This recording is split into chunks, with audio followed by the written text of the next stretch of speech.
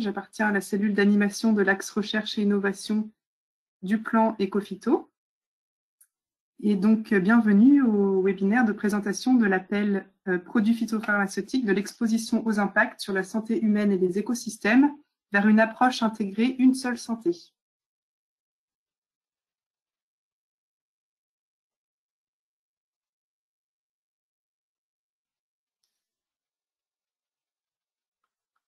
Est-ce que Damien, tu peux passer la diapositive suivante? Merci beaucoup. Donc, nous avons un ordre du jour. Alors voilà, on a un webinaire qui est prévu sur 2 heures maximum. Il se peut que nous ayons fini plus tôt. Donc, nous aurons un ordre du jour en 3 temps. D'abord, nous aurons une introduction par les copilotes ministériels qui vont présenter les enjeux de l'appel pour le programme Ecophyto. Ensuite, nous aurons une présentation des enjeux de l'appel par des membres du comité scientifique d'orientation, recherche et innovation du plan Ecophyto. Et enfin, dans un 3e temps, nous aurons un rappel des modalités pratiques et nous finirons par un échange de questions-réponses sur le contenu de l'appel. Alors, donc, si vous, voilà, plusieurs points pratiques. Donc, donc n'oubliez pas de couper vos micros et vos caméras. Vous pouvez les allumer vos caméras lorsque vous souhaitez prendre la parole. Et puis, le webinaire va être enregistré pour pouvoir être mis en ligne sur le site Ecophytopic. Donc, si vous êtes amené à prendre la parole et que, éventuellement, vous ne souhaitez pas que ce soit publié, n'hésitez pas à nous l'indiquer. Voilà pour l'ordre du jour. Diapositive suivante. Voilà, donc les enjeux de l'appel pour Ecophyto vont vous être présentés par Anna Groutz et Laura Barbier du ministère de la Transition écologique et Jordan Barlemont du ministère de la Santé, qui sont copilotes ministériels chargés de mission pour l'axe recherche et innovation Ecophyto. Donc, je laisse la parole à Anna. Merci Sybille. Bonjour à tous. Donc oui, je suis Anna Groutz, chargée de mission biodiversité au service de la recherche et de l'innovation du ministère de la Transition écologique et copilote ministérielle de l'axe recherche et innovation du plan Ecophyto, avec 3 autres ministères. Donc le ministère de l'Agriculture et de l'Alimentation qui est représenté par Antoine Le Gall, celui de l'enseignement supérieur et de la recherche et de l'innovation représenté par Enrique Berriuso et celui de la santé et des solidarités représenté par Jordan Barlemont, qui sont normalement présents à la conférence. Donc je vais présenter avec ma collègue du service de la recherche et de l'innovation, Laura Barbier, les différentes attentes des ministères ainsi que Jordan Barlemont pour cet appel à projet de recherche intitulé Produits phytopharmaceutiques de l'exposition aux impacts sur la santé humaine, les écosystèmes et vers une approche intégrée, une seule santé. Et donc, en quoi ces travaux financés seront utiles aux politiques publiques portées dans le cadre du plan Ecophyto. Donc, nos propos seront complétés par ceux de Michel Duru, directeur de recherche actuellement chargé de mission à l'INRAE et membre du comité scientifique d'orientation, recherche et innovation de l'axe recherche et innovation du plan Ecophyto, pour présenter la notion One Health, une seule santé, qui est actuellement reprise dans les grands cercles scientifiques internationaux et qui répond au 3e pilier de cet appel à projet de recherche, cet APR. Donc pour rappel, cet APR, il prend place au sein du plan Ecophyto qui finance à hauteur de 3 millions d'euros les recherches de cet appel à projet de recherche, enfin de ces appels à projet de recherche. Le plan national Ecophyto, il a été lancé en 2008 après les Grenelles de l'environnement et en réponse à des attentes citoyennes fortes en matière de préservation de la santé humaine et de l'environnement. Et progressivement, les ambitions du plan ont été revues en fonction des attentes sociétales. Et donc, nous sommes à la 3e version du plan qui a été lancée en 2019 et qui s'appelle Ecophyto 2+. Et cette version a pour objectif de réduire de 50% l'utilisation, la dépendance et de contrôler les risques et les impacts aux produits phytopharmaceutiques et assurer l'accompagnement au changement de pratique des acteurs. Donc le plan Ecophyto, il se découpe en 6 axes de travail et nous nous trouvons dans l'axe 2 qui vise à améliorer les connaissances les outils et encourager la recherche et l'innovation pour répondre aux objectifs du plan Ecophyto. Donc cet axe est renforcé par l'appui d'un comité scientifique d'orientation, recherche et innovation, dont Isabelle Baldi, professeure des universités de Bordeaux 2, qui va nous présenter les enjeux scientifiques de l'appel à projet de recherche. Car c'est finalement le comité scientifique d'orientation qui élabore le cadrage scientifique de l'appel à projet de recherche. Et donc, ce comité nous aide, appuie les ministères dans l'élaboration d'une stratégie de recherche dans laquelle prend part finalement cet appel. Cette stratégie produit des connaissances qui vont être utiles aux acteurs de terrain et à l'évolution des politiques publiques portées par Ecophyto. Donc jusqu'ici, on a engagé plusieurs travaux sur le sujet ont été engagés, mais le sujet monte encore. Donc on le voit dans la slide suivante normalement. La slide juste après. Oh. Ouais, super. Et je vais laisser après la parole à Jordan Berlemont pour pouvoir préciser un petit peu, mais globalement, on a traité de la thématique Une seule santé déjà un peu avec l'appel à projet de recherche qui a été lancé en 2019 sur les produits phytopharmaceutiques de l'exposition aux impacts sur la santé humaine et les écosystèmes, donc sans l'approche One Health, qui s'intéressait davantage du coup à la santé humaine et à la santé des plantes sans grande transversalité. Je finis juste ma liste, Jordan, et puis je te laisse la parole pour détailler un petit peu cet APR, puisque c'est celui qui était juste avant celui que nous sommes en train de lancer. Il y a également le Programme national de recherche environnement santé au travail, donc PNR-EST, qui a été lancé par l'ANSES, qui couvrait un petit peu cette thématique. Mais c'est surtout un sujet novateur, donc qui est en train de monter, qui a été peu traité jusqu'alors, le concept Une seule santé, dont l'importance elle a été réaffirmée avec la pandémie que nous avons vécue ces 2 dernières années et que nous vivons encore, et dont le One Health High Level Expert Panel, donc le panel d'experts de haut niveau sur la thématique Une seule santé, a très récemment donné une définition sur laquelle va revenir Monsieur Michel Dureux dans quelques instants. Et enfin, pour terminer, je voulais également dire qu'il y avait d'autres outils de financement de la recherche sur le sujet, à savoir des programmes d'investissement d'avenir, 2 programmes d'équipement prioritaires de recherche sur les zoonoses et un autre sur l'exposome, qui sont tous en cours de validation. Voilà, donc on a vraiment besoin de réinvestir ce concept et c'est la raison pour laquelle cet appel à projet de recherche est lancé.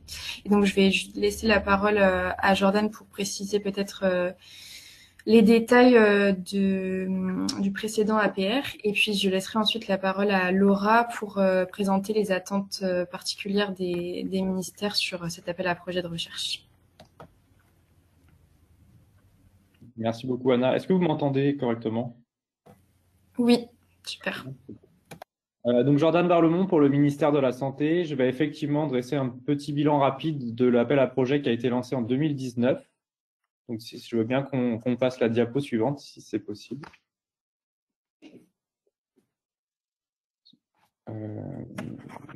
C'est pas celle-ci, par contre. Alors, sûrement juste après. Oui, voilà, c'est celle-ci. Super, merci beaucoup. Donc, Anna a effectivement évoqué cet appel à projet qui a été lancé en 2019, produits phytopharmaceutiques de l'exposition aux impacts sur la santé humaine et les écosystèmes.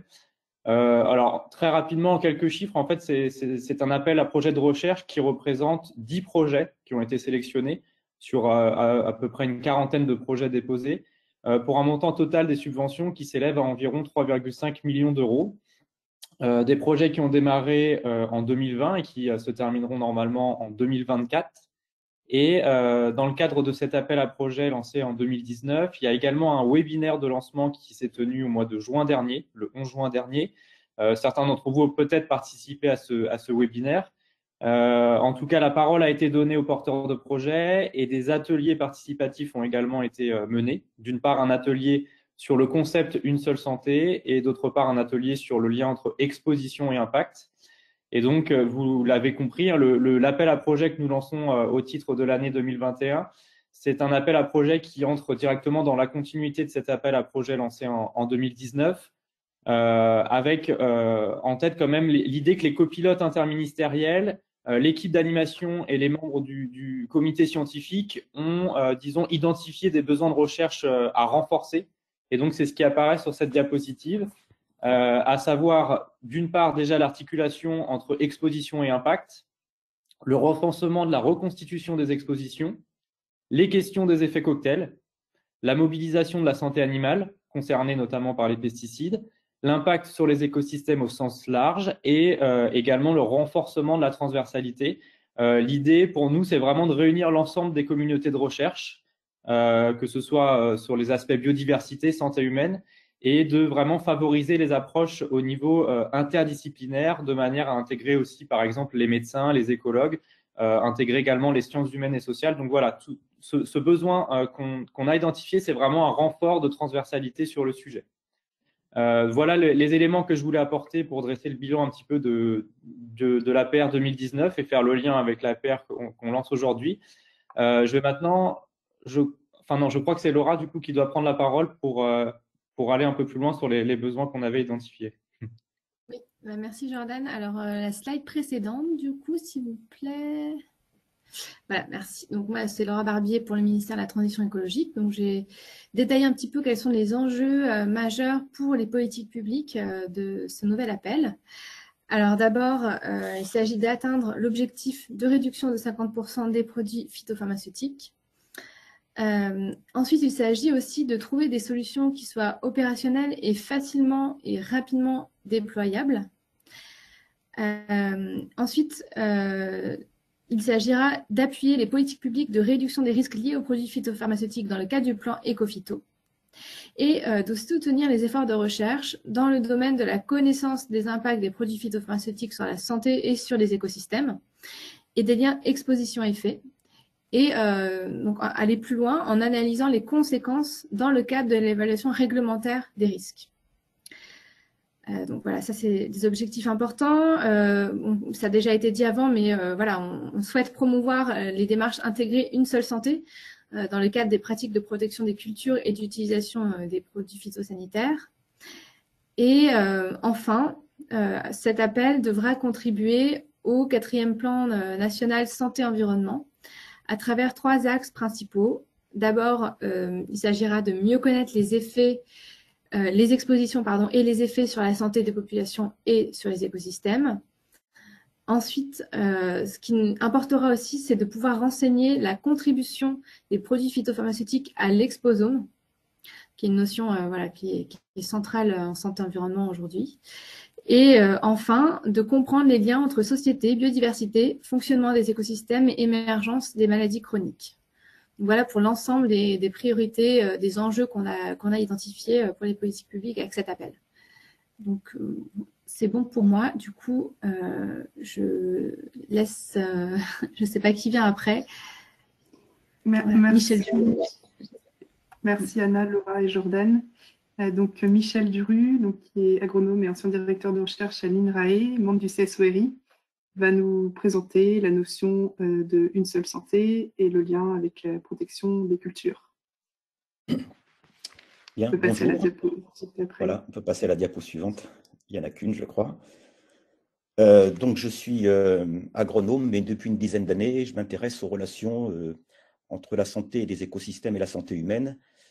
Ce travail a été initié en fait à la direction générale d'INRAE par Christine Cherbu sur ce qu'on appelait le Nexus Santé, notamment comment reconnecter les 3 piliers de recherche, les 3 domaines de recherche d'INRAE, à savoir l'agriculture, l'environnement et l'alimentation. Alors, une seule santé, ou One Health en anglais, c'est une notion ou un concept qui date déjà de plusieurs dizaines d'années et qui a émergé pour faire face aux problèmes complexes qu'étaient les zoonoses, à savoir les maladies qui se transmettent de la faune sauvage à la faune domestique et aux humains. Et c'était une alternative un petit peu aux recherches par domaine, donc aux approches en silo qui n'aboutissaient pas. Alors, le propre d'une seule santé, de One Health à l'origine, donc pour ces relations de santé entre les animaux sauvages, domestiques et les hommes, c'était de prendre en compte les vecteurs de santé, notamment les virus et les bactéries, en considérant l'environnement, donc qui était l'interface entre les animaux sauvages, les animaux domestiques et les humains. Alors, pourquoi plus précisément ces approches un petit peu holistiques? Eh bien, il y a souvent des approches, il y a souvent des incompréhensions, des impasses et des échecs, des approches en silo. Et on peut dire qu'Ecofito, depuis quelques années, c'est un petit peu ça. Avec ces approches, on oublie, comment dire, on occulte les effets rebonds. En gros, on répare les écosystèmes quelque part et on crée des problèmes ailleurs. Et puis surtout, on n'a pas, avec les approches un petit peu réductionnistes, on n'a pas la capacité de prendre en compte des synergies. Donc, il y a eu plusieurs concepts. Hein. Il y a l'approche One Health sensu stricto, telle que je vous l'ai dit. Puis après, il y a l'approche santé environnementale qui est née, à savoir environmental health, c'est prendre en compte un petit peu tout ce qui est l'exposition des humains aux polluants. Alors, ça peut être effectivement aux pesticides, mais ça peut être à d'autres contaminants. Et puis, il y a l'approche qui est plus récente qu'on appelle planetary health, donc la santé planétaire. Et là, ça prend en compte justement une dimension un petit peu internationale, plus ou moins en lien avec la mondialisation, à savoir que l'accroissement du commerce international augmente le risque de circulation de pathogènes, que ce soit dans les aliments, dans les bois. Et puis, il y a maintenant même le concept de santé globale qui englobe un petit peu l'ensemble, quoi. Et qui, en gros, qui prend en compte ce qu'on peut appeler le mimétisme dans le comportement des différents pays, par exemple au niveau des régimes alimentaires, sachant que souvent c'est le régime alimentaire, comment dire, des pays occidentaux qui se diffuse, ce qui n'est pas forcément une bonne chose. Alors ça remet un petit peu en cause les approches par problème, où on privilégie ce qu'on appelle l'efficience. Par exemple, dans le domaine qui nous concerne aujourd'hui, sur la protection des cultures, eh bien, on ne remet pas en cause le système de culture, mais on voit finalement comment on peut réduire les impacts, bien que ce soit en dosant mieux le produit, en utilisant des machines de précision, ou bien c'est, en plus de l'efficience, c'est la substitution. Bon, on remplace un produit A par un produit B. Mais vous savez, c'est là qu'il y a l'effet rebond, parce que le produit A, parce qu'il est considéré comme nocif, on met un produit B, mais les produits B, il y a aussi des résistances finalement des bioagresseurs qui se développent, et donc on les rentre parfois dans des cycles sans fin. Donc l'approche One Health ou Global Health, comme vous voulez, c'est changer de focale. Ce que je viens de décrire, c'est une focale courte, et c'est de passer à des approches beaucoup plus holistiques, et de s'intéresser non pas uniquement à l'agriculture, mais au système alimentaire, c'est-à-dire de l'amont de l'agriculture jusqu'à l'aval, jusqu'à l'alimentation et la santé humaine, avec des dimensions locales et globales. Et pour moi, enfin, d'après ce que je comprends dans la littérature, c'est 3 élargissements de la focale. Un élargissement thématique, c'est-à-dire qu'on va s'intéresser finalement non plus à la bonne gestion des produits phytopharmaceutiques, mais on va éventuellement reconcevoir des systèmes de culture. C'est-à-dire qu'on va jouer, par exemple, on va jouer, c'est bien connu, sur les rotations culturales, mais on va jouer aussi sur quelque chose qui est déterminant, c'est ce qu'on appelle la santé du sol. Et la santé du sol, donc il y a un certain nombre d'indicateurs, par exemple la teneur en matière organique, le potentiel redox, ou des plages, comment dire, de pH et de potentiel redox. Et donc on va raisonner ou planifier la protection des cultures en tenant compte de la santé du sol. Et donc, on va développer des techniques culturales spécifiques pour favoriser cette santé du sol. Et puis, quelque chose qui est bien présent dans la littérature scientifique, mais qui est quasiment absent dans le monde réel de l'agriculture, c'est la santé des paysages, en gros, l'hétérogénéité des paysages. On sait que la biodiversité à toutes les échelles, celle du sol que je viens de citer et celle des paysages, c'est des facteurs, c'est des caractéristiques structurelles du système qui réduisent les risques de perturbation par des pathogènes et autres. Et puis, on peut aller encore plus loin dans la prise de recul, donc dans le changement de focale, selon le concept de santé globale ou de santé unique, eh bien, c'est de voir les relations entre les activités. Par exemple, on sait très bien actuellement avec les scénarios qui sont faits qu'une grosse partie des terres sont utilisées comment dire, pour les productions animales, qui sont souvent excédentaires par rapport à nos besoins de consommation dans les pays occidentaux. Et donc, tout de suite, si on réduit un petit peu la part de l'élevage, il ne s'agit surtout pas de le supprimer ou qu'on réoriente l'élevage, on libère des terres. Et si on libère des terres, on peut réduire les objectifs de rendement sur les productions végétales. Donc, vous voyez là, il y a ces raisonnements globaux font que quand on élargit la focale, on ne va plus raisonner de la même manière, on va rajouter des leviers pour produire de la biomasse, des végétaux, en allégeant, si je puis dire, les stratégies de contrôle par les pesticides. Deuxième chose, sur la focale, on peut zoomer sur certains processus auxquels on ne pense pas. Je pense aux travaux récents sur le microbiote intestinal. On sait qu'il y a des facteurs qui sont favorables à sa diversité et son fonctionnement, d'autres défavorables. Et par exemple, les pesticides font partie des facteurs qui sont défavorables. Ça réduit la diversité. Et quand il y a réduction de la diversité du microbiote intestinal, ce sont des facteurs de risque pour créer des inflammations dans plusieurs organes de notre corps. Et troisième chose, enfin, il faut changer de focale sur le temps long. Ce que je viens de dire sur le microbiote, ce n'est pas de la toxicologie, il n'y a pas un effet, je suis exposé à un pesticide, même, c'est des expositions à bas bruit dont les effets peuvent ou non se manifester 10, 20 ans, 30 ans après l'exposition chronique. Donc pour terminer, deux choses. L'approche une seule santé, c'est piloter les agroécosystèmes ou les concevoir par la prévention, c'est comme pour la santé humaine, c'est-à-dire que c'est le soin, c'est-à-dire le médicament ou le pesticide est toujours utilisé, mais il vient en appui lorsque la prévention ne suffit pas. Et la prévention, c'est tout ce que j'ai raconté. Je m'en suis doutée. Je me suis dit, à mon avis, parce que je ne les voyais pas venir, et je me suis dit, c'est sûrement parce qu'il pleut.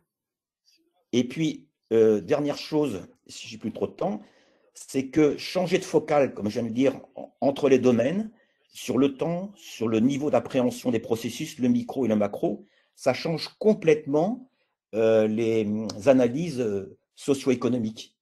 Puisque si je réduis le problème à de l'efficience ou de la substitution, je vais m'intéresser au machinisme, je vais m'intéresser aux agriculteurs.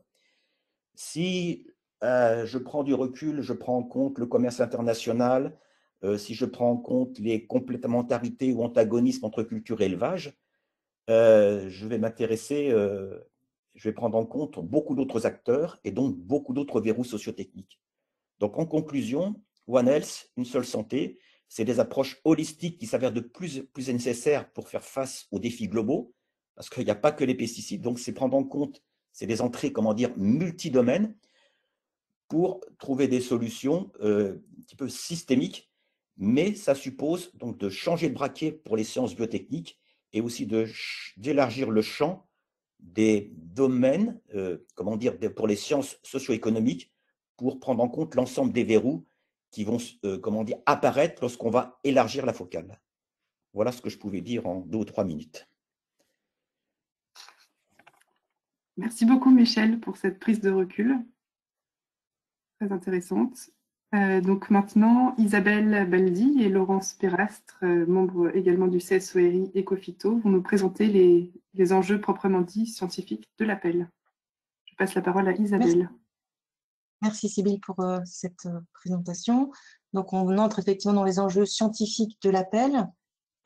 Donc je vais vous présenter d'abord le périmètre et ensuite un des aspects qui est la notion d'exposition.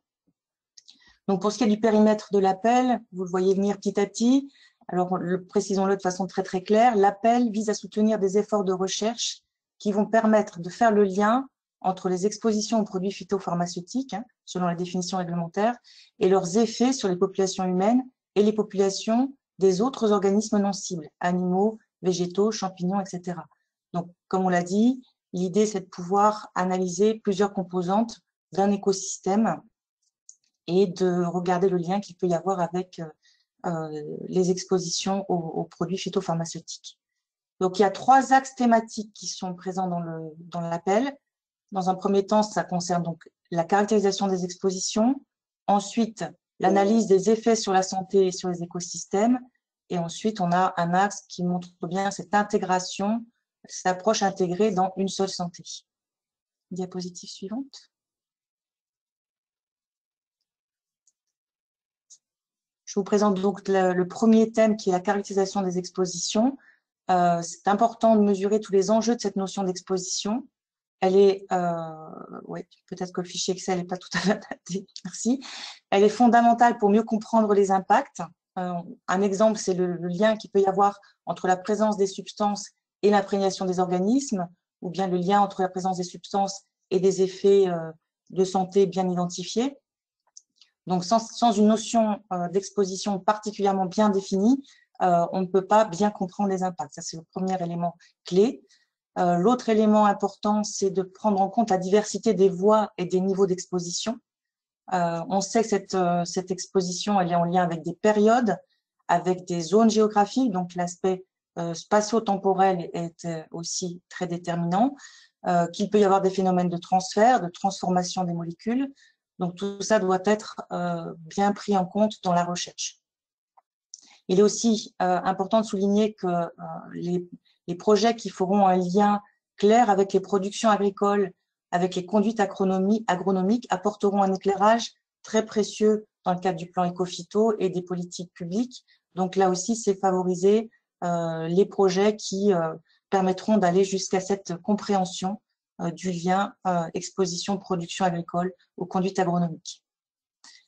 Par ailleurs, évidemment, dans cet appel d'offres, on inclut à la fois les expositions des utilisateurs des produits, des riverains, des personnes qui habitent à proximité de zones traitées, des consommateurs et des écosystèmes, en prenant en compte l'importance pour chacune de ces populations des voies d'exposition, des molécules qui sont considérées, des mélanges complexes qui peuvent survenir et du cumul au cours de la vie. On l'a dit, la notion aussi de temporalité, de cumul, la notion d'exposome est importante dans cet appel. Ce qu'on encourage également, c'est d'arriver à produire des connaissances sur les déterminants des expositions pour mieux les comprendre et pour aussi ouvrir sur de la prévention. Et enfin, on l'a déjà dit, mais tous les outils qui permettent d'estimer de façon rétrospective les expositions et donc qui éclairent l'exposition au cours de la vie sont encouragés dans cet appel. Diapositive suivante. Alors, les enjeux, c'est évidemment de pouvoir, en connaissant bien les expositions, développer une prévention qui soit efficace, qui soit adaptée, de façon à réduire les impacts à la fois sur les humains, mais aussi sur les écosystèmes et toutes leurs composantes. On encourage aussi la notion de contribution à la création de bases de données d'exposition, de façon à pouvoir documenter les expositions dans diverses matrices biologiques, par exemple le sang, les urines, les cheveux, il y a des points de suspension qui ouvrent à d'autres possibilités, dans les différents milieux, air, eau, sol, sédiments, tout ça pouvant contribuer et être utile à la phytopharmacovigilance qui est donc maintenant réglementairement installée. Ces données d'exposition dans les bases devront prendre en compte les dimensions temporelles et spatiales, une fois de plus, et l'idée c'est de pouvoir, grâce à la constitution de ces bases de données, remobiliser l'information pour permettre qu'elle soit réutilisée et donc l'interopérabilité des bases de données est un élément clé pour permettre cette remobilisation de l'information. Voilà en grande ligne, hein, bien sûr dans l'appel il y a un peu plus d'informations encore autour, mais pour que vous reteniez les grandes lignes de ces deux premiers aspects. Je laisse la parole à Laurence Perastre pour la suite.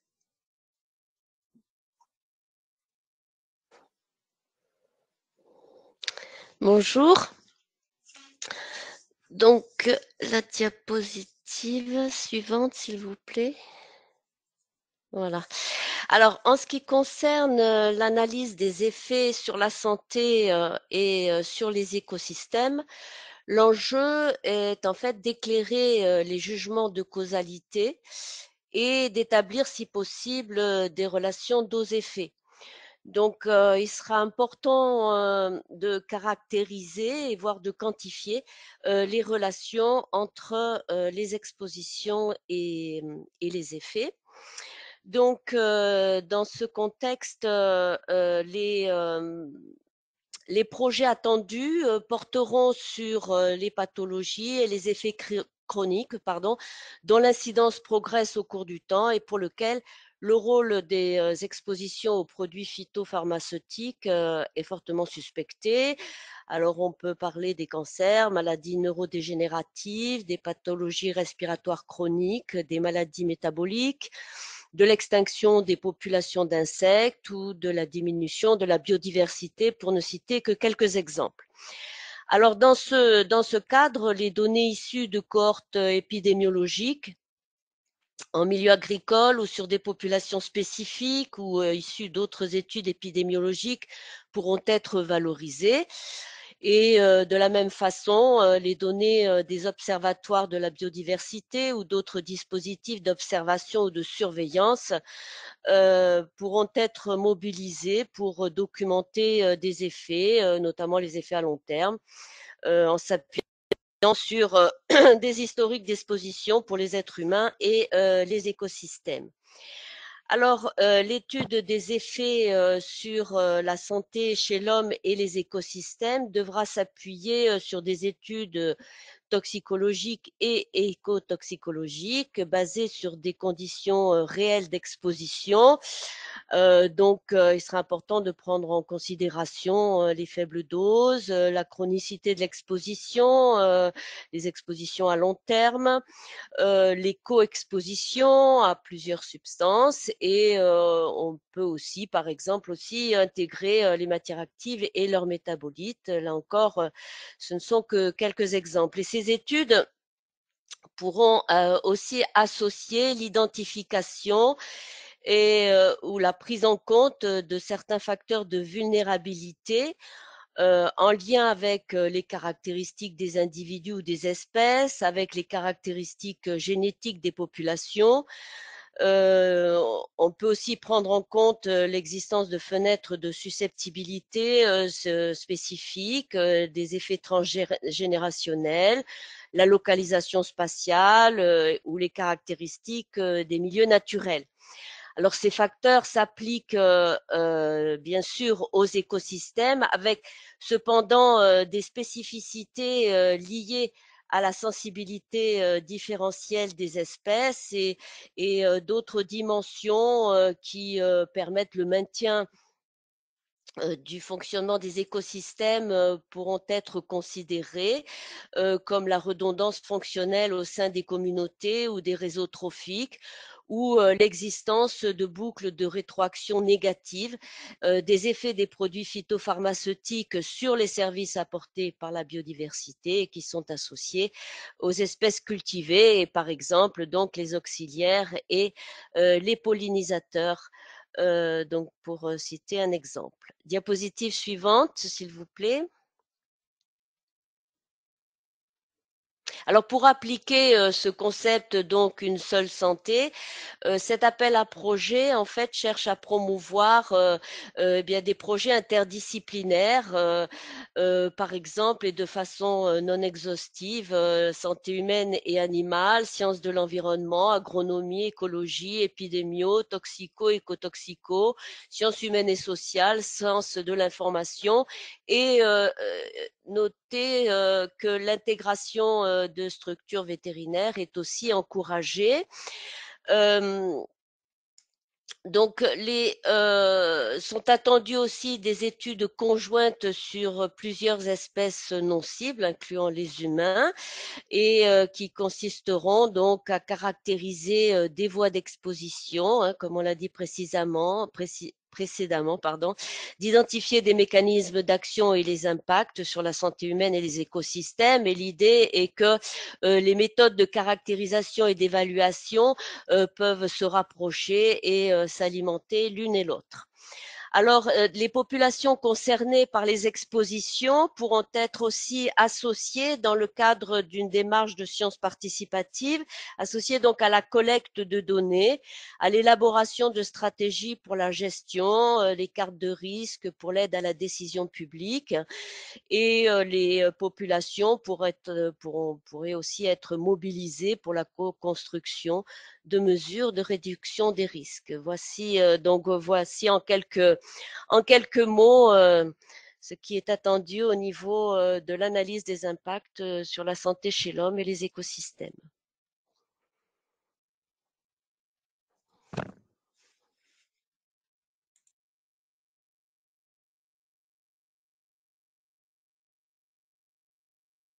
Merci Laurence. Est-ce qu'on peut passer à la diapositive suivante?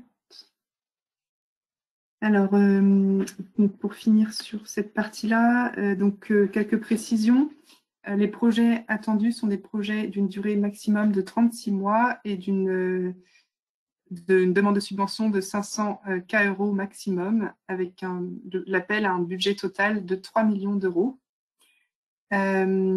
Donc, le consortium de recherche, comme il a été indiqué précédemment, devra impliquer un ensemble de partenaires complémentaires permettant de traiter de manière intégrée la relation exposition-impact.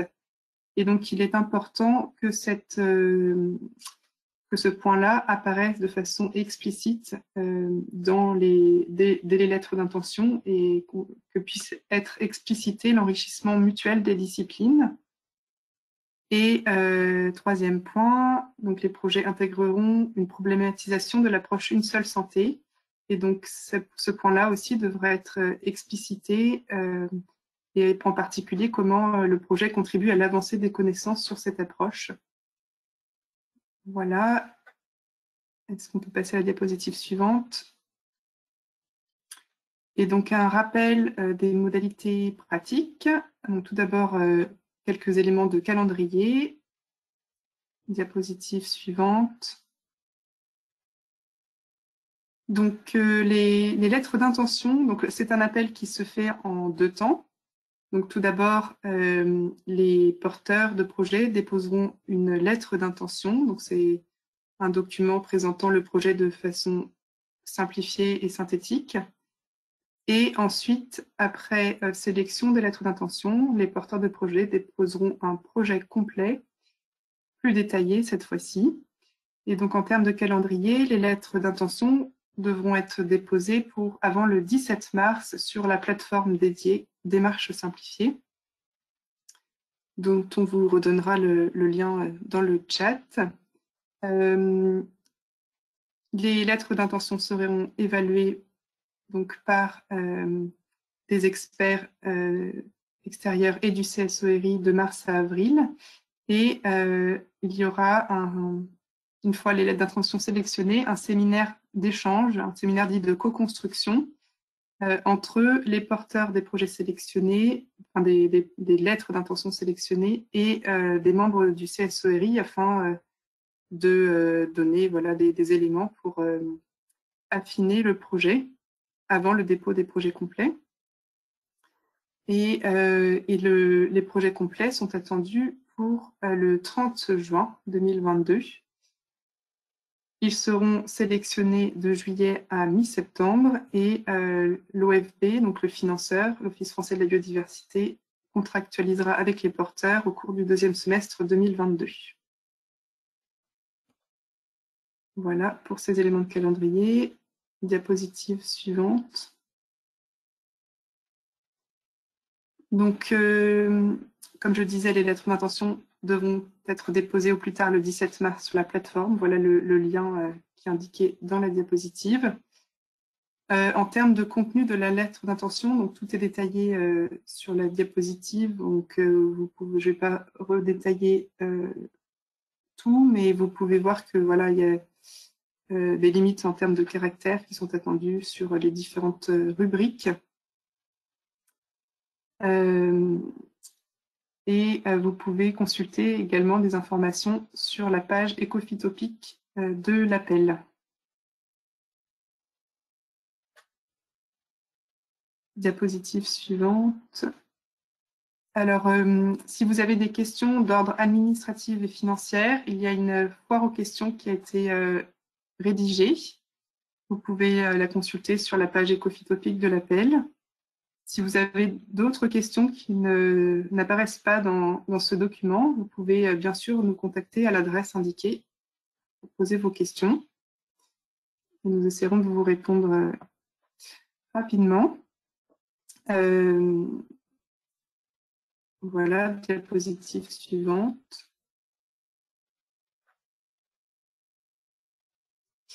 Voilà, donc maintenant, vous avez la parole pour poser vos questions sur le contenu de l'appel. Si vous avez des questions par rapport à ce qui vient d'être exposé, n'hésitez pas. Vous pouvez poser, donc c'est Freddy Jeanne Richard qui va animer cette séquence.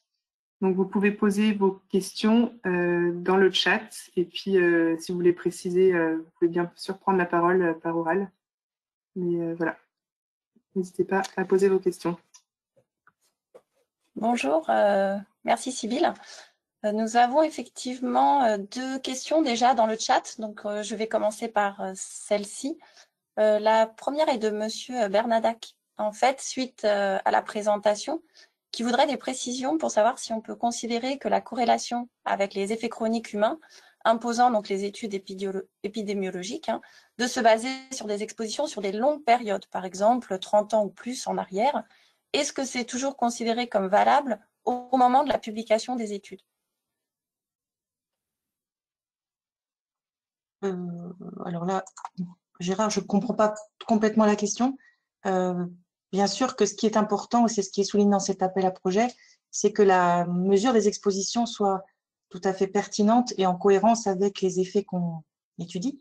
Donc, ça sera un élément qui sera évalué dans les projets déposés. C'est est-ce que la manière dont l'exposition est reconstituée, la manière dont l'exposition est appréciée est de qualité suffisante pour pouvoir faire le lien avec l'effet de santé envisagé. C'est clair qu'on n'aura pas la même manière d'estimer les expositions pour un effet court terme comme une crise d'asthme par exemple, et pour un effet long terme comme un cancer ou une maladie neurodégénérative.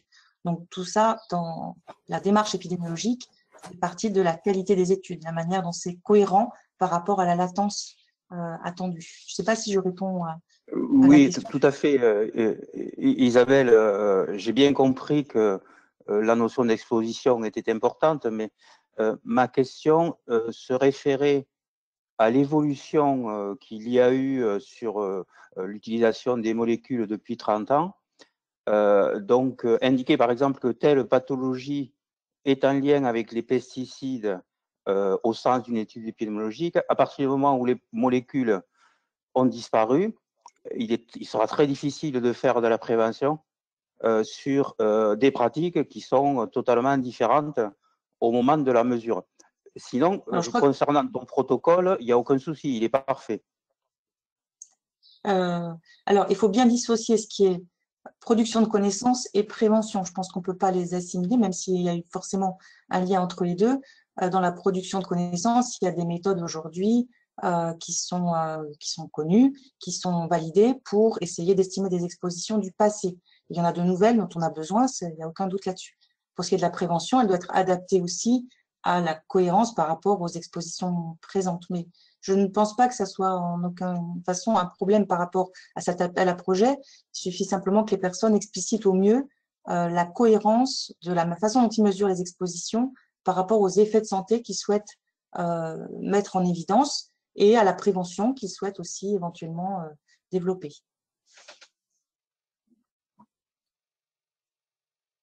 Est-ce que c'est plus clair? Oui, enfin, on ne va pas monopoliser la discussion. Effectivement, c'est très clair ce que dit Isabelle. Si on vise telle molécule comme étant responsable et si elle est toujours utilisée, on peut très bien aller faire de la métrologie pour savoir si le process crée toujours des expositions et auquel cas on bascule sur de la prévention. Oui, tout à fait. C'était au sens global. Je pense que la prévention, il faut aussi l'entendre au sens large, c'est-à-dire qu'il n'y a pas que de la prévention primaire, il y a de la prévention secondaire, de la prévention tertiaire.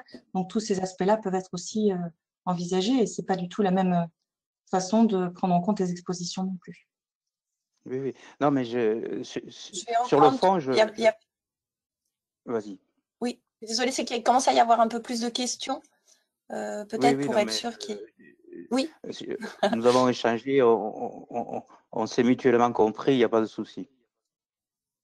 Donc, on avait une autre question par rapport aux expositions. Finalement, les conditions réelles d'exposition, et est-ce qu'il y avait une possibilité d'extrapolation à l'interespèce?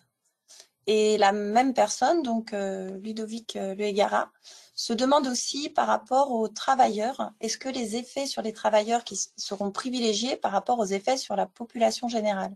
C'est-à-dire une exposition plutôt, par exemple, directe par inhalation ou voie cutanée que par voie orale.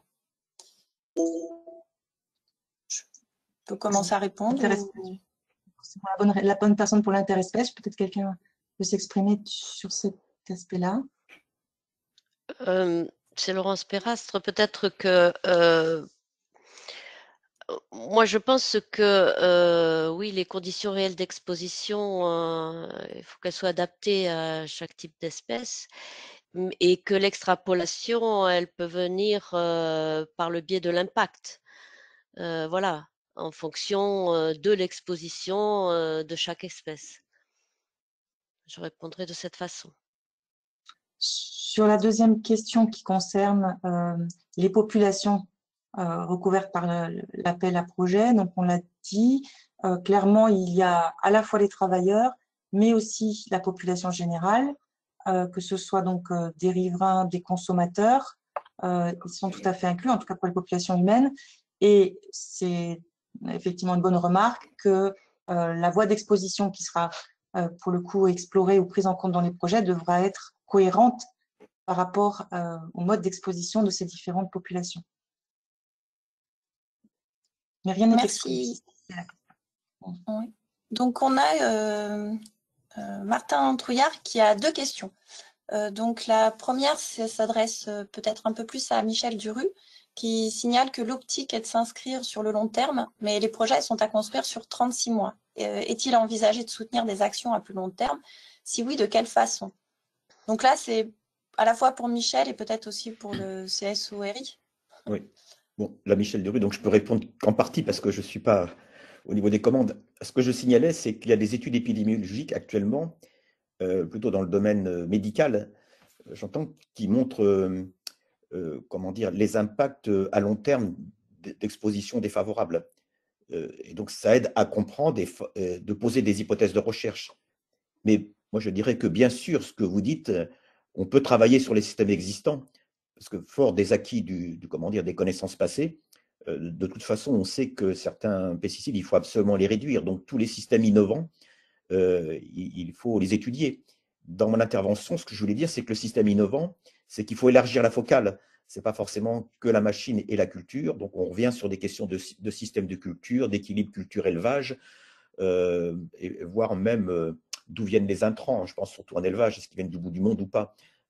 Voilà, mais il n'y a pas de raison il n'y a pas d'obligation de travailler sur le temps long. Il faut savoir que les effets se manifestent, certains effets sur le temps long, mais ça n'empêche pas de travailler, de faire un travail qui est réaliste dans le cadre des 36 mois sur lesquels se déroulent ces projets.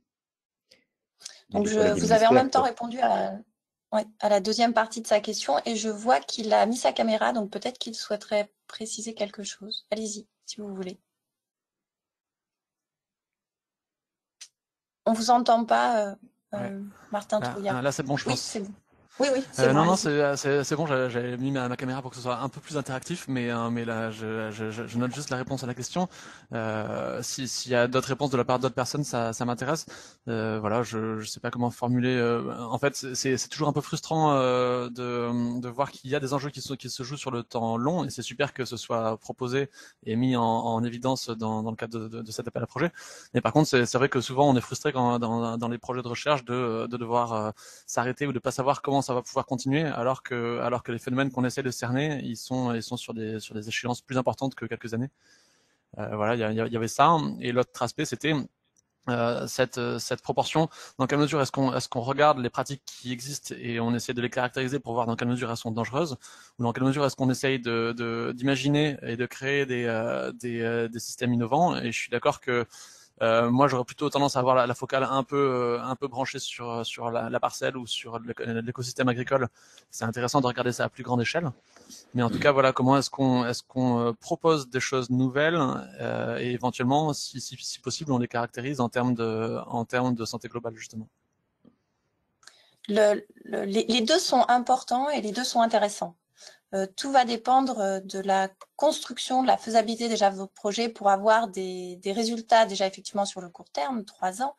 Il est tout à fait probable, selon les financements, qu'Ecofito ait la possibilité de relancer ce type d'appel à projet dans 3 ans. Mais là on ne sait pas du tout.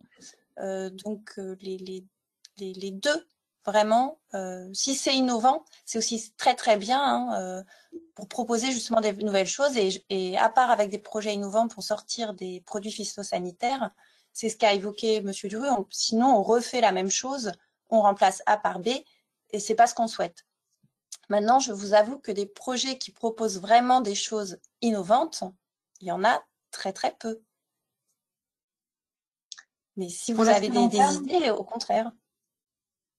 Pour l'aspect long terme, je voudrais éventuellement évoquer le fait qu'on soutient dans cet appel toutes les méthodes qui sont justement en mesure d'aller vers le rétrospectif, puisque on a bien conscience que 3 ans, on ne va pas pouvoir partir d'un point A arriver au point B si il nécessite des décennies. En revanche, tout ce qui pourrait être réfléchi en termes d'estimation d'outils rétrospectifs pour avoir des expositions est encouragé. Pas forcément facile dans tous les domaines. Hein. Moi, je sais que pour la santé humaine, il y a des choses qui se font. Je ne peux pas en parler forcément dans tous les autres domaines. Mais on peut imaginer des modélisations ou des choses qui permettent de tracer un historique. Okay, merci Je vais beaucoup. passer à une question de Claude Collet. Pouvez-vous illustrer l'aspect facteur de vulnérabilité et fenêtre de susceptibilité dans les populations humaines et auxiliaires? Et notamment, il souhaiterait que l'on précise un petit peu s'il s'agit par exemple de mutations génétiques qui provoquent une sensibilité accrue aux xénobiotiques. Alors c'est Laurence Perrin. Laurence, oui. Comme tu veux, Isabelle, hein, tu peux répondre. Non, vas-y, je pourrais compléter si éventuellement il y a d'autres aspects. Vas-y, c'est très bien. Pour moi, donc, enfin, pas pour moi, mais dans le cadre de cet appel à projet, les facteurs de vulnérabilité et les fenêtres de susceptibilité sont les éléments qui peuvent en fait augmenter ou perturber en fait l'impact des pesticides sur la santé humaine ou chez l'homme. Et effectivement, des mutations génétiques, alors pas seulement celles qui provoquent une sensibilité accrue aux xénobiotiques, mais elles peuvent être incluses, peuvent être aussi considérées dans cet appel à projet, à partir du moment où en fait ça peut parce qu'effectivement, quand on étudie l'impact de contaminants à faible dose, on ne s'attend pas à avoir des effets drastiques sur la santé, mais ça peut venir, les effets peuvent être en fait peuvent être observés en raison d'une synergie avec d'autres événements qui sont liés à une vulnérabilité. Alors, une vulnérabilité, un statut inflammatoire particulier ou effectivement des susceptibles ou des périodes en particulier comme le développement fœtal. Voilà. Je ne sais pas si j'ai répondu à votre question, Claude Collet, ou si Isabelle veut compléter. Je pense que Laurence t'a donné les principaux éléments. Je pense qu'il ne faut pas réduire la vulnérabilité ou la susceptibilité aux aspects génétiques, mais ça en fait partie. Mais on peut imaginer des comorbidités, d'autres caractéristiques individuelles qui font qu'on est plus ou moins sensible aux effets des pesticides. Pour ce qui est des fenêtres de susceptibilité, il y a vraiment des études aujourd'hui qui montrent que ce n'est pas la même chose de prendre l'exposition même au cours de la vie de façon générale, ou de la prendre en des fenêtres soit in utero, soit au moment de la puberté, soit au moment de la ménopause, en fonction des substances, il peut y avoir une logique et une cohérence à se focaliser sur une exposition à une période bien donnée, bien circonscrite. Donc, c'est ça qui est compris dans cet élément. Nous allons passer maintenant à une question de Philippe Cousinier. Question remarque, hein, c'est un petit peu les deux. Au-delà des impacts biodiversité-environnement, la place de l'alimentation humaine et animale n'a pas été très évoquée. Donc, quelle est cette place? Je pense à des sujets d'actualité tels que le glyphosate, les néonicotinoïdes. Or, la dysbiose chez l'humain est évaluée à 25% dans la population. Donc, en faisant référence à des propos de M. Duru. C'est un questionnement qui a un impact sociétal considérable. Quelle prise en compte? Alors, je peux répondre juste oui, bien sûr. en guise d'introduction. Lorsque j'ai parlé de la nécessité de faire le focus sur de zoomer sur certains processus, j'ai parlé du microbiote intestinal. Et justement, par rapport à ce que dit Philippe, donc le microbiote intestinal, alors, il est en grande partie structuré. Il évolue sous l'influence de notre exposition, notamment à ce qu'on respire, hein, nos modes de vie, et l'alimentation qui a une place décisive. Donc, ça fait pleinement partie des approches One Health. Après, à mes collègues d'apporter des précisions, mais pour moi, c'est effectivement inclus, quoi. Non, je pense qu'on avait bien spécifié que toutes les voies d'exposition sont concernées, et donc il n'y a pas d'exclusion sur la voie donc, par l'alimentation, il n'y a pas de souci, ça fait partie de l'appel. Simplement, je pense qu'il faudra être très vigilant sur comment on prend en compte l'ensemble des voies quand on regarde un effet qui peut résulter de plusieurs voies. Donc, d'être capable de hiérarchiser l'importance des voies et de ne pas en oublier qui pourraient être pertinentes pour l'effet étudié. Ne regarder que l'alimentation pour une substance où les expositions sont aussi par voie aérienne ou par voie cutanée pourrait faire douter de la pertinence du projet. Donc, c'est important de l'inclure, mais aussi de l'intégrer par rapport aux autres voies. Et si je peux juste compléter par rapport au microbiote, bien sûr que, par exemple, le microbiote peut constituer justement, par rapport à la question précédente, peut constituer un facteur de vulnérabilité. Donc, la place du microbiote dans les études sur les impacts est tout à fait justifiée. Merci. On va prendre la question suivante qui est de Bruno Lamas. Est-ce que l'évaluation des effets de produits de substitution de pesticides, donc qui sont en accord avec les APP, même si ces produits de substitution ne sont pas encore sur le marché européen, donc les molécules à venir? Alors, ça, je ne sais pas si les ministères, parce que là, il y a des aspects réglementaires qui peuvent peut-être échapper aux scientifiques. Donc, peut-être que les ministères peuvent se donner des éléments de réponse. Il me semble qu'ils sont là, oui. Je peux peut-être répéter la question s'ils n'ont pas entendu. Au niveau des ministères, des représentants, est-ce qu'il s'agit d'études sur des produits de substitution qui ne sont pas encore sur le marché européen, mais à venir? Est-ce que c'est éligible? Eh ben, c'est une bonne question. J'y vois pas de contrainte particulière là. À voir ce qu'en pensent mes collègues du MTE, mais je ne vois pas de contrainte particulière sur le fait de se poser la question. Mais on peut éventuellement creuser, voir si c'est envisageable. Mais je ne sais pas ce qu'en pensent Anna et Laura. Moi, je dirais creuser. Moi, je pense pareil que ça pose pas de problème, mais je vais à vérifier. Oui, pardon, j'avais mon micro coupé. Je disais qu'on n'en avait pas du coup discuté pendant l'élaboration du texte de l'appel à projet de recherche, mais pareil, je vois pas pourquoi ça pourrait pas être inclus. Enfin, plus les recherches sont larges, mieux c'est, j'ai envie de dire. Après, il faut qu'il y ait une certaine pertinence. Si c'est une molécule qui finalement est jamais utilisée, bon, je sais pas. Mais on peut essayer de creuser et puis on peut revenir vers la personne qui a posé la question si c'est nécessaire. Je ne la vois pas dans le chat. C'est Bruno C'est Lamas. Bruno Lamas. Merci pour cette question. C'est aussi un des gros avantages de la lettre d'intention. C'est que l'effort de rédaction par rapport au projet est quand même moindre qu'un projet complet. Mais c'est vrai que ça pourrait être bien de le préciser. Il y aura peut-être d'autres questions dans ce sens. Après, on verra si ça revient. Nous allons passer à une question de Léa Tison. Est-ce que les projets doivent forcément comporter un volet santé humaine et un volet environnement biodiversité avec des liens entre les deux? Alors la réponse, c'est oui et non. Il est probable que selon les projets reçus, il y ait surtout des projets santé humaine ou d'autres surtout biodiversité environnement.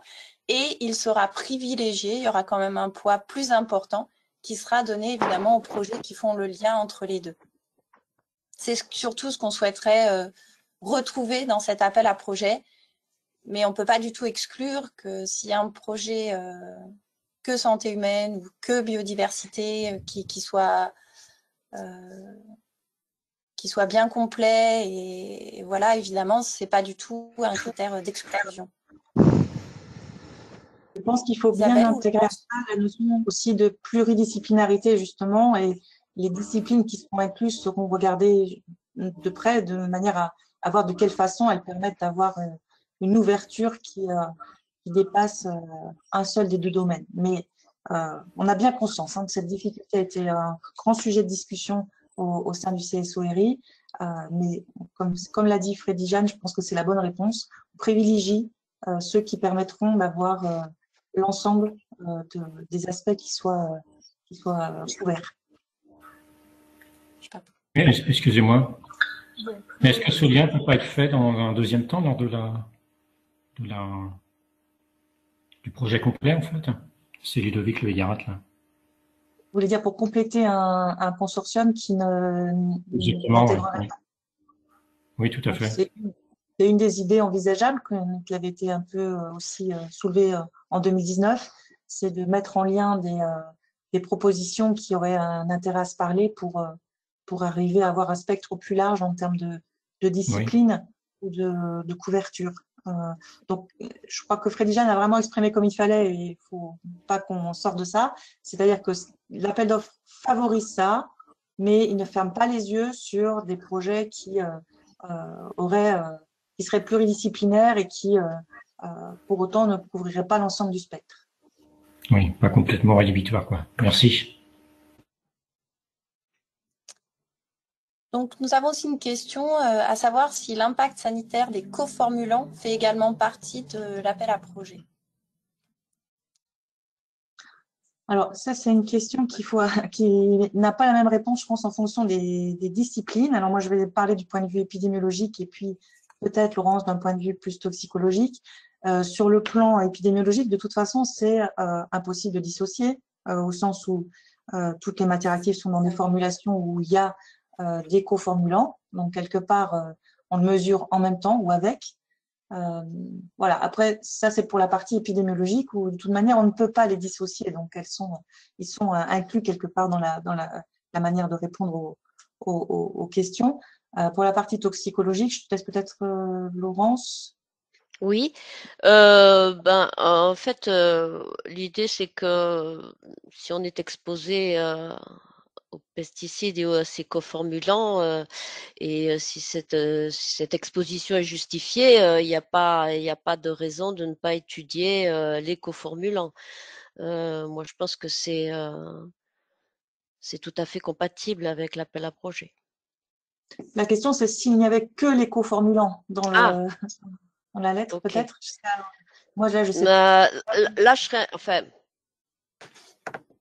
que les coformulants, enfin, je trouve que c'est un peu. C'est restrictif.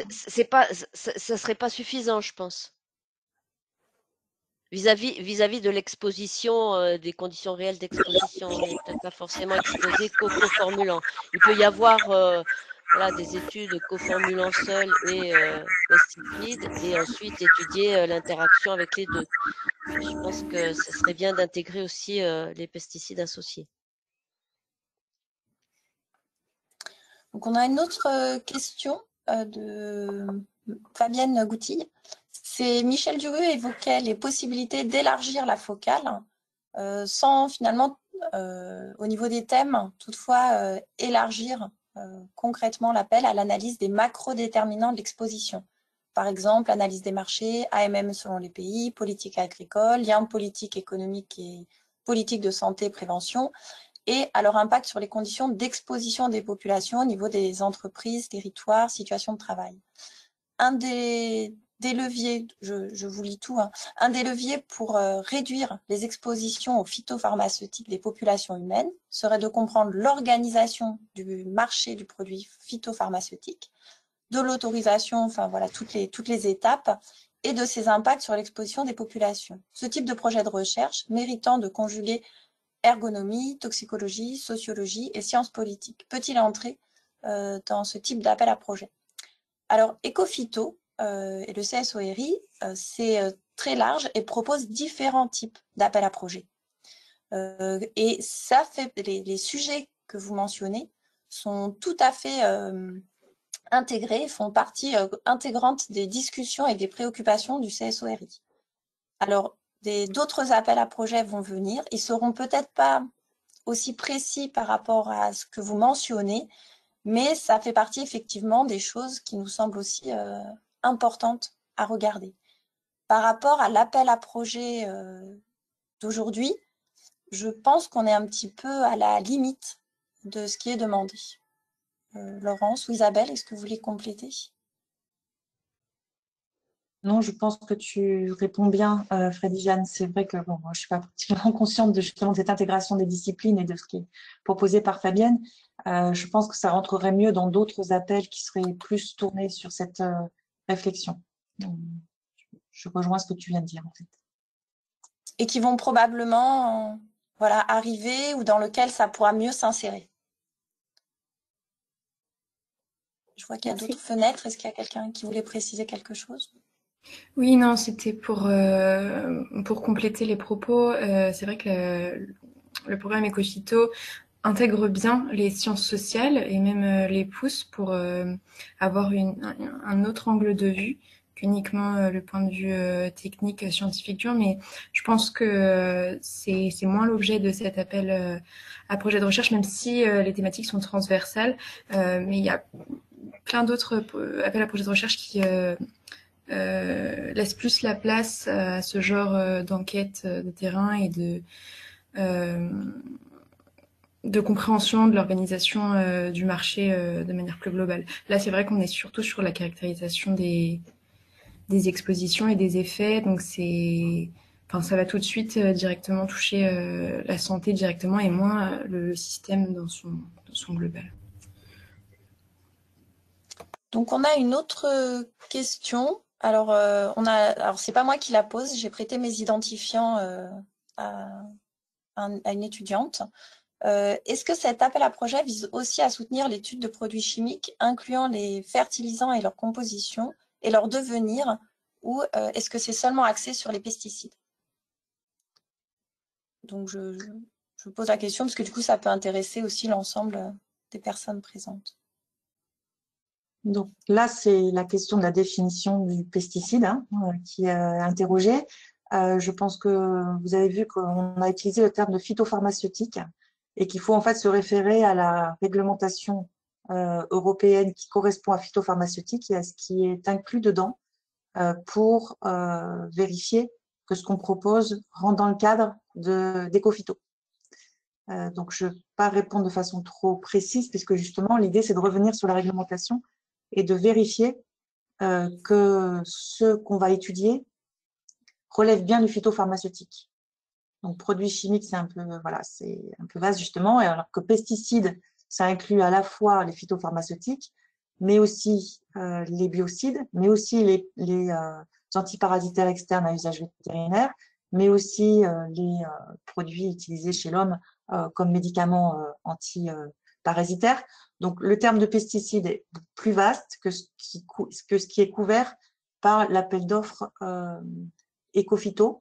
Et il faut donc réfléchir à ça dans la manière dont on rédige son document, parce qu'en même temps, il y a des molécules qui sont présentes dans les 4 catégories que je viens de vous citer et qui sont sous le terme de pesticides.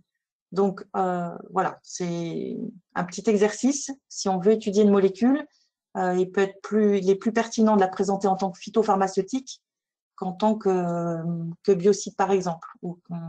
Voilà. Donc, se référer à la définition du phytopharmaceutique réglementaire pour bien construire sa lettre d'intention de manière à ne pas tomber dans une catégorie de non-éligibilité. Ensuite, on a un commentaire de Claire Billy qui est tout à fait d'accord, enfin, oui, sur l'importance d'étudier des systèmes de culture innovants à faible impact négatif. Vraiment, si des gens sont capables de proposer des systèmes de culture tels que c'est écrit, hein, innovants, faible impact négatif, et qui fonctionnent aussi sur un plan économique, hein, sur le long terme, eh bien, vraiment, le CSORI sera ravi je pense, d'aider ces projets. C'est une commission hein, qui décide, mais c'est vraiment des choses qui sont recherchées. N'oubliez pas quand même que c'est de la recherche aussi et de l'innovation. Donc, il faut que le travail aboutisse aussi à des publications scientifiques. C'est un élément qui est important. C'est pas uniquement la mise en place technique hein, de certains aspects. Il nous faut cet aspect recherche, il est essentiel. On a ensuite une question en fait de André Mirail qui pose la question pour un collègue à lui. Est-ce que tous les sites d'études doivent être en France métropolitaine et DOM ou est-ce que ça peut être en dehors de la France? Je ne sais pas ce qu'on appelle site d'études, moi, mais il n'y a pas, ça, c'est pas précisé. Donc, il n'y a pas, à mon avis, de limite, en tout cas sur le plan scientifique. Peut-être que la question peut être retournée, par contre, par rapport au ministère sur l'éligibilité d'équipes qui ne seraient pas un laboratoire français. Est-ce qu'il y a... Je précise, on est dans le cas d'un collègue IRD, donc qui est peut-être basé sur des pays qui ne sont pas en France. Je peux préciser peut-être la question. C'est effectivement, il y a il y a des organismes comme l'IRT et le CIRAD qui travaillent beaucoup sur des pays donc autres que la France et qui font ce genre de recherche, qui font des recherches aussi sur des pesticides. Et en plus, il y a aussi des matières actives qui sont étudiées dans ces cadres-là pour pouvoir être utilisées en France finalement pour faire de la prévention en particulier. Et donc, la question, c'est de savoir si d'abord ces sites, en termes de sites d'études, donc en termes de zones de travail, de mesures, etc., peuvent être pris en compte au niveau des appels, et puis aussi voir si c'est finançable ou pas, même si le collègue est un collègue IRD, quoi. Au départ, le porteur du projet, c'est quand même l'IRD ou le CIRAD. Je pense que ça peut se poser pour les chercheurs de ces deux organismes. Alors, je dirais, comme Isabelle, d'un point de vue scientifique, je pense que ça ne pose pas de problème. Par contre, là, je vais reposer aussi la question au ministère. Est-ce que Jordan, Anna ou Laura, vous avez, ou Sybille, je vois que tu ouvres la caméra. En fait, la question nous a été posée par mail et donc nous avons demandé une instruction auprès de l'OFB. Et donc, nous sommes dans l'attente de cette réponse. Et donc, on l'ajoutera à la FAQ dès qu'on aura une réponse claire sur cette question. Voilà, pour l'instant, je ne peux pas me prononcer en fait sur, étant donné qu'Ecophyto est un programme national. National, oui. Voilà, donc dès qu'on aura la réponse, on vous la communiquera. Oui, mais enfin, ce qu'il faudrait être aussi être clair dans la réponse, c'est le fait qu'il peut y avoir des sites français et en complément pour des questions particulières, des sites étrangers. Et c'est ça aussi qui pourrait avoir comme situation. Ça serait intéressant d'avoir une réponse à ce niveau-là. D'accord, oui. Je note Et puis, il y a l'aspect, enfin, réponse au niveau scientifique, et puis l'aspect financement, parce que ce sont deux choses différentes. D'accord, oui. André, pour préciser, je pense que si le partenaire est français, il n'y a pas de problème, même si le site est étranger. Et après, je pense que si on justifie l'impact national, il n'y a pas forcément de difficulté à avoir même éventuellement un partenaire étranger, mais en tout cas des sites d'expérimentation à l'étranger, si en plus le partenaire est français, a priori, donc à voir au cas par cas, mais il y a quand même de bonnes chances que ce soit éligible au financement OFB, même si c'est une subvention nationale. Oui, bon. La subvention n'ira pas à un partenaire étranger. La subvention n'ira pas à un partenaire étranger. Elle sera pour le chercheur et l'institution française. D'accord. Mais c'est ça qu'il faudrait préciser. Je pense qu'il faudrait être clair au niveau du CSORI par rapport à ça. Parce qu'il y a pas mal de membres même dans le CSORI qui travaillent, donc, sont des membres IRD au CIRAD et qui travaillent dans ces domaines. Donc, il me semble que ça serait intéressant d'avoir une réponse claire. Non. Donc, comme l'a évoqué Sybille, du coup, ce sera dans la FAQ. D'accord. On a une dernière question qui vient juste d'arriver. Donc, quelqu'un qui est du coup chercheur justement IRD basé en Afrique et qui travaille activement sur l'impact des pesticides sur la santé et l'environnement, qui est concerné aussi par ce problème et donc qui souhaiterait une réponse rapide. Mais oui, je suis pas. Enfin, le ministère et Sybille sont très réactifs, donc c'est quand même le temps qu'ils puissent vous fournir une info fiable. Ce sera le plus important. Et cette info sera effectivement disponible rapidement. Je pense que vous n'avez pas à vous inquiéter sur ce point. Donc, une question en amène une autre, mais qui est sur un thème différent. De Jean Dupuis-Sébrine. Lorsqu'un consortium de recherche existe déjà, donc elle présente bien un consortium avec des disciplines différentes, dans le cadre de cette démarche One Health, est-il possible de solliciter des financements pour faire vivre ce consortium avec du personnel dédié à l'interaction des différentes équipes pour animer la pluridisciplinarité?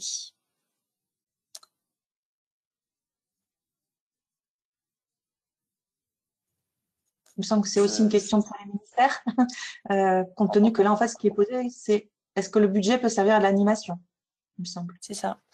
Et je pense qu'on peut presque répondre aussi, moi je dirais a priori non, puisqu'on finance de la recherche. Donc dans le projet, je pense que la commission qui évalue les dossiers ne va pas financer juste des mobilités et des interactions entre chercheurs. Mais si effectivement le ministère veut commenter, mais je ne pense pas que ce soit dédié à ça. Ça peut dépendre un petit peu de la nature vraiment de l'action, sans doute aussi. Il y a des projets, je sais qu'il y a des projets dans d'autres appels à projets qu'on a financés, où il y avait une ligne de prestation de cabinet de conseil qui animait des interactions entre les chercheurs, les acteurs de terrain, pour avoir les démarches terrain. Et donc, voilà, il y a des possibilités d'avoir ce genre de financement, et donc ça contribue à structurer une animation autour des interactions entre acteurs impliquant le projet. Mais donc, vraiment avoir au cas par cas. Et oui, je rejoins la réponse qui a été formulée par Freddy Jeanne. Sinon, on ne finance pas de l'animation, on finance de la recherche. Mais si c'est une animation qui est au service du projet et de la recherche qui est dans le projet, ça peut éventuellement rentrer peut-être dans une ligne de prestation. Alors, tout à fait, c'est même conseillé. C'est-à-dire que dans justement ces interactions, à la fois avec des scientifiques et des acteurs locaux, justement pour faire un retour et une meilleure connaissance du public, des informations obtenues dans le cadre du projet, c'est même conseillé, si c'est dans ce cadre-là. Mais si c'est que faire vivre un consortium, il nous manque l'aspect recherche lié au projet. J'ai une nouvelle question de Baron Nicole sur les PME. Sont-elles éligibles financièrement et les associations?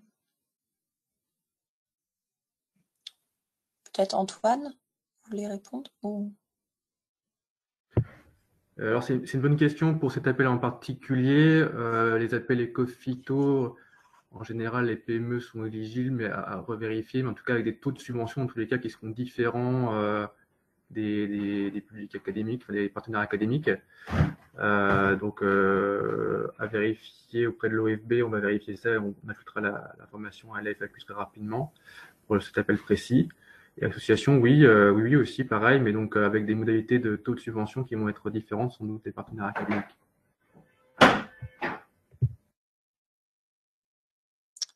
Il y a déjà eu par le passé des projets où finalement dans l'équipe du projet, il y avait des associations et dans certains cas, elles portaient.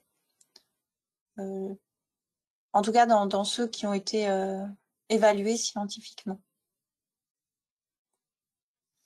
Voilà. Et la réponse sera effectivement, oui, sera dans la FAQ, Antoine vient de le préciser. On a le temps encore pour une dernière question, si vous le souhaitez. Alors, Christophe Calverac, peut-être vous n'étiez pas au début. Vous nous demandez si les projets doivent forcément comporter un volet santé humaine. Donc, forcément, non, mais ce serait bien, voilà, d'avoir des projets qui allient à la fois santé humaine et biodiversité. Vraiment, avec cette interaction, seront favorisés. Maintenant, si votre projet est que santé humaine, c'est pas du tout un caractère qui sera rédhibitoire. On peut avoir des beaux projets santé humaine qui seront acceptés, mais cet appel à projet souhaite surtout privilégier les projets qui intégreront à la fois la santé humaine et la santé environnementale et la biodiversité. Voilà. Est-ce que vous avez une dernière question ou est-ce que quelqu'un souhaite rajouter un élément d'information? Peut-être du coup Sybille, si vous voulez conclure ou... Oui, merci beaucoup Frédie-Jeanne pour l'animation de ces questions. Voilà, s'il n'y a pas d'autres remarques ou d'autres questions, on peut conclure la séquence. Donc, on publiera le support qui a été présenté sur la page Ecophytopic. Vous aurez accès aussi aux annexes de ce support dans lesquelles ont été restituées les principales idées des ateliers du séminaire de lancement du précédent appel santé et environnement. Vous aurez accès donc à la page de l'appel, de cet appel, ce nouvel appel Une seule santé, dans lequel vous aurez toutes les informations sur le dépôt de vos lettres d'intention et sur la plateforme dédiée. Et dernier point, vous pouvez consulter aussi les projets qui ont lauréat du précédent appel sur la page Ecophytopic. Donc vous aurez accès au résumé des 10 projets qui ont été sélectionnés. Et puis l'enregistrement de ce webinaire sera publié sur la page Ecophytopic. Donc un grand merci à tous pour votre participation et puis vos questions et tous les échanges qui ont été très riches. Merci beaucoup. Merci à tous.